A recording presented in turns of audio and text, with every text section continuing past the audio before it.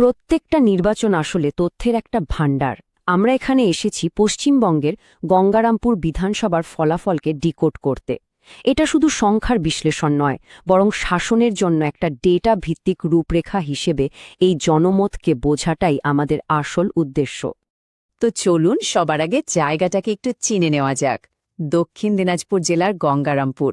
এখানকার মাটি মানেই কৃষি, এখানকার জীবন মানে পুনর্ভবা নদী, আর এখানকার মানুষের রোজকার লড়াই। এই মাটির গল্পটা না বুঝলে এখানকার রাজনীতি বোঝা প্রায় অসম্ভব। আসলে প্রত্যেকটা নির্বাচনই তো মানুষের সঙ্গে একটা কথা বলা। আমরা এখানে সেটাই বুঝতে এসেছি যে মানুষ ঠিক কী বলেছে, আর সেই কথার ওপর ভিত্তি করে ভবিষ্যতের শাসনের ব্লুপ্রিন্টটা কেমন হওয়া উচিত। ডেটার মাধ্যমে এই কথোপকথনটা বোঝা সম্ভব। ঠিক আছে, চলুন এবার একটু গভীরে ঢোকা যাক। কোনো জায়গার রাজনীতি বুঝতে হলে সবার আগে তার মানুষ, তাদের জীবন জীবিকা আর তাদের মাটিকে বোঝাটা খুব দরকার। আসুন গঙ্গারামপুরের সামাজিক এবং অর্থনৈতিক বুননটা একবার দেখে নিই। এই স্লাইডটা কিন্তু খুব গুরুত্বপূর্ণ। দেখুন, গঙ্গারামপুর একটা তফসিলি জাতি অর্থাৎ এসসি সংরক্ষিত আসন। এখানকার জনসংখ্যার প্রায় ৭৪% হিন্দু আর প্রায় ২৫% মুসলিম। যদি পুরো দক্ষিণ দিনাজপুর জেলার দিকে তাকানো যায় তাহলে তফসিলি জাতির জনসংখ্যা প্রায় ২৯% আর তফসিলি উপজাতির জনসংখ্যা প্রায় ১৬%, যা এই অঞ্চলের সামাজিক গঠনে একটা বড় ভূমিকা রাখে। এই যে সংখ্যাগুলো দেখছেন, এগুলো শুধু সংখ্যা নয়, এর পেছনে আছে বিভিন্ন সম্প্রদায় যাদের প্রত্যেকের নিজস্ব ইতিহাস আর আকাঙ্ক্ষা আছে। এখানকার সামাজিক গঠন মূলত নমশূদ্র বা মতুয়া, রাজবংশী এবং সাঁওতাল সম্প্রদায়কে কেন্দ্র করেই তৈরি হয়েছে। মানুষের আসল সমস্যাগুলো ঠিক কী? ধরুন, পূর্ণভবা নদীর বাঁধ ভেঙে বারবার বন্যা হচ্ছে, ফসল নষ্ট হয়ে যাচ্ছে, ভাঙাচোরা ৫১২ নম্বর জাতীয় সড়ক, যেটা ব্যবসাকে প্রায় পঙ্গু করে রেখেছে। কৃষকরা ফসলের ঠিকঠাক দাম পাচ্ছেন না, আর তরুণদের জন্য চাকরির কোনো সুযোগই নেই। এগুলোই এখানকার মানুষের রোজকার জীবনের কঠিন সত্য। এবার আসা যাক আসল জায়গায়। ২০২১ সালের নির্বাচনী রায়ের বিশ্লেষণে এই সংখ্যাগুলো একটা বড়সড় রাজনৈতিক পরিবর্তনের গল্প বলে। চলুন দেখি বুথ থেকে ঠিক কী রায় উঠে এসেছিল। ৪,৫৯২। এটাই ছিল জয়ের ব্যবধান ২০২১-এর। ভাবুন একবার, প্রায় ১,৯০,০০০ ভোটারের মধ্যে এই ব্যবধানটা কোনো গর্জন নয়, এটা একটা ফিসফিসানি। এই ফলটাকে বলা যেতে পারে একটা ভঙ্গুর জনমত, যা থেকে বোঝা যায় যে বিজয়ীকে কতটা সাবধানে এগোতে হবে। এই চারটা একবার দেখুন। ২০১৬ সালের তুলনায় ২০২১-এ কী বিশাল পরিবর্তন এসেছে। ২০১৬-তে যিনি কংগ্রেস থেকে জিতেছিলেন তার ভোট শেয়ার ছিল ৪৬.৩৭%, আর ২০২১-এ বিজেপির জয়ী প্রার্থীর ভোট শেয়ার প্রায় ৪৭%। একটা সংরক্ষিত আসনে এই ধরনের পরিবর্তন নিঃসন্দেহে একটা ঐতিহাসিক ঘটনা। এইখানে পুরো ফলাফলটা দেওয়া আছে। বিজেপি প্রার্থী সত্যেন্দ্রনাথ রায় জিতেছেন, তৃণমূলের গৌতম দাস দ্বিতীয় স্থানে।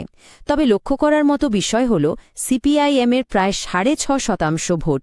এই ভোটকে একটা স্লিপার ব্লক বলা যেতে পারে, যেটা কিনা ফলাফলকে প্রভাবিত করতে পারত। আর একটা মজার ব্যাপার হল ২০১৬-র জয়ী আর পরাজিত দুই প্রার্থী কিন্তু ২০২১-এ দলবদল করেছিলেন। তো এতক্ষণ আমরা দেখলাম কি ঘটেছিল। এখন প্রশ্ন হল, কেন ঘটেছিল? চলুন এবার ফলাফলের কারণগুলো গভীরে গিয়ে দেখি। এই ফলাফলটা কোনো ব্যক্তির জয় পরাজয় নয়, বরং সিস্টেমের কিছু গভীর সমস্যারই প্রতিফলন। তাহলে আসল প্রশ্নটা হল, ভোটাররা ঠিক কী বলতে চাইছিলেন? ভোটের ডেটা থেকে একটু সরে গিয়ে এবার আমরা জনমত আর সেই সব ক্ষোভগুলো বোঝার চেষ্টা করব যা এই রায়টাকে তৈরি করেছে। বর্তমান বিধায়ক সত্যেন্দ্রনাথ রায়ের একটা ভারসাম্যমূলক বিশ্লেষণ দেখা যাক। একদিকে যেমন বিধানসভায় তার ৮২% উপস্থিতি তার পরিশ্রমের পরিচয় দেয় এবং তিনি একজন স্থানীয় মানুষ, আবার অন্যদিকে বিধায়ক হিসেবে তার খুব বেশি প্রকল্প শেষ হয়নি এবং তিনি কেন্দ্রীয় তহবিলের ওপরে অনেকটাই নির্ভরশীল। এই স্লাইডটা হল এই পুরো বিশ্লেষণের কেন্দ্রবিন্দু। মানুষের রাগের পেছনে ৫টা মূল কারণ ছিল। প্রথমত, সরকারি প্রকল্পে কাটমানি নিয়ে ব্যাপক ক্ষোভ। দ্বিতীয়ত, শিক্ষক নিয়োগ দুর্নীতি, যা শিক্ষিত তরুণদের হতাশ করেছে। তৃতীয়ত, ভোটের পরের হিংসার আতঙ্ক, যা মানুষের মনে গভীর ক্ষত তৈরি করেছে। চতুর্থত, অনুপ্রবেশ নিয়ে উদ্বেগ, এবং অবশ্যই চাকরির তীব্র অভাব। এই যে এত ক্ষোভ, এই সবকিছুই কিন্তু একটা সুস্থ গণতান্ত্রিক আলোচনার জন্ম দেয়, যেখানে প্রত্যেক নাগরিক মর্যাদার সঙ্গে নিজের কথা বলতে পারেন। এইটাই আমাদের সাংবিধানিক মূল্যবোধের মূল ভিত্তি।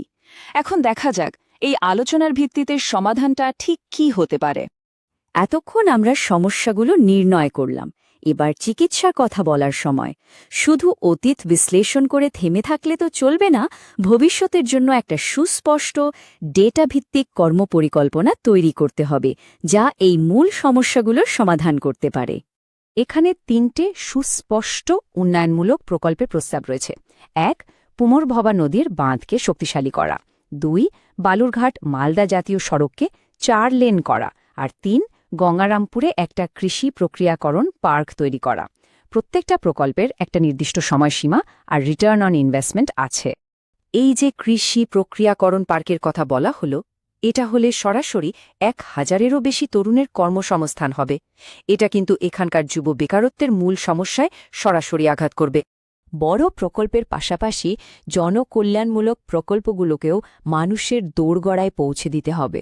যেমন ধরুন, প্রধানমন্ত্রী আবাস যোজনায় আরও 5000 বাড়ি তৈরি করা, জল জীবন মিশনে 100% পাইপলাইনের জল পৌঁছে দেওয়া, আর আয়ুষ্মান ভারতের সুবিধা 80% মানুষের কাছে নিয়ে যাওয়া।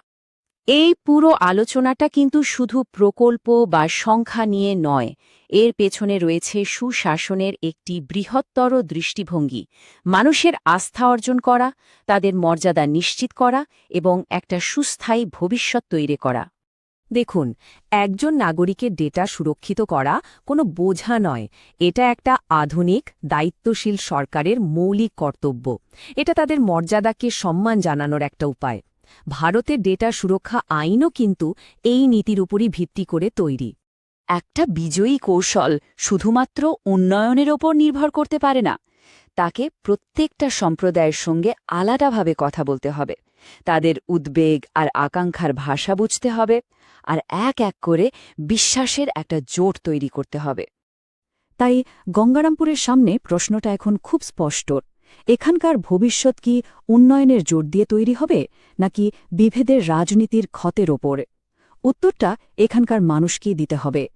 যদি আপনি একজন জনকেন্দ্রিক নেতা হয়ে আপনার নির্বাচনী এলাকাকে উন্নত করতে চান, তাহলে blueprintstrategies.ai এর সাথে যোগাযোগ করুন।